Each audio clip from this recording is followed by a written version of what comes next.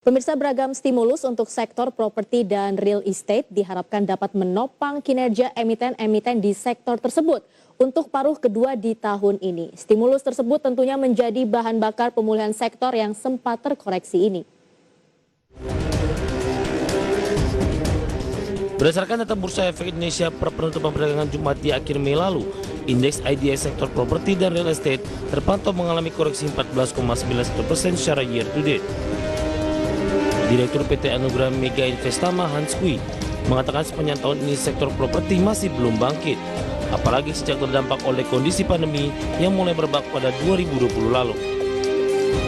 Meski demikian, Hans menyebut masih ada harapan untuk sektor properti mengingat ada sejumlah insentif yang diberikan untuk sektor ini, seperti pemangkasan pajak pertambahan nilai atau PPN dari pemerintah sebesar 50% untuk rumah dengan harga maksimal 5 miliar rupiah.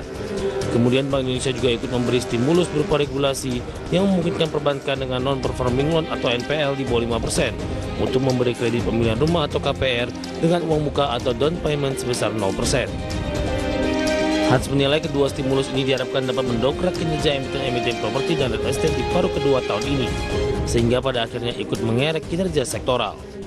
Hal ini diperkirakan akan terjadi terutama untuk emiten yang memiliki stok properti cukup banyak karena batas waktu dari stimulus tersebut terbilang cukup singkat, yakni hingga periode Agustus 2021 saja. Selain dari stimulus, Hans menyebut sektor properti dan real estate juga akan terbantu jika harga komoditas sudah kembali naik dengan agresif.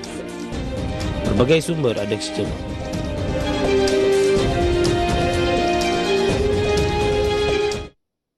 Ya pemirsa, untuk membahas lebih jauh lagi terkait dengan tema kita hari ini yaitu sepak terjang sektor real estate, sudah terhubung melalui Zoom dengan Bapak Samuel Stefanus selaku Presiden Direktur dari PT Trinity Dynamic Tbk.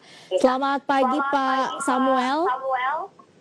Ya, selamat pagi Bu. Ya. Assalamualaikum warahmatullahi wabarakatuh. Salam sejahtera untuk kita semua. Om Swastiastu, salam sejahtera untuk kita semua. Ya, waalaikumsalam warahmatullahi wabarakatuh. Baik Pak Samuel, terkait pembahasan kita di pagi hari ini, mungkin sebelum kita membahas terkait dengan IPO begitu ya Pak, kita membahas dari sisi makronya terlebih dahulu terkait dengan kinerja dari sektor properti ini sebenarnya sekarang seperti apa Pak? Ya, terima kasih Bu. Ya, kondisi sekarang kita tahu adalah masalah pandemi yang belum ada tuntasnya sampai saat ini. Memang pemerintah sudah berupaya, tapi masalah ini adalah masalah global, sehingga masalah properti juga mendapatkan dampak ya daripada pandemi COVID-19 ini. Nah, jadi sebenarnya selama 8 tahun terakhir ini, dimulai dari tahun 2014, kondisi sektor properti itu sebenarnya sudah mulai melambat. Dan saat ini kalau kami lihat, itu sudah mulai bangkit lagi. Yang beberapa teman sampaikan itu, kita itu lagi di jam 6. Ya, jadi kalau jam 6 itu, bentar kemudian akan jam 7, jam 8, jam 9. Ya, kalau sudah jam 7, jam 8, 9, artinya sektor properti akan bangkit kembali. Dan itu kami juga melihat bagaimana stimulus dari pemerintah di awal tahun ini, dari bulan Maret sampai Agustus, dengan stimulus yang sudah diberikan oleh pemerintah itu sangat membantu sektor properti. Ya, jadi kalau saya lihat masa depan dari sektor properti di tahun 2021 ini dan nanti tahun 2022, 2023 itu akan semakin membaik tuh.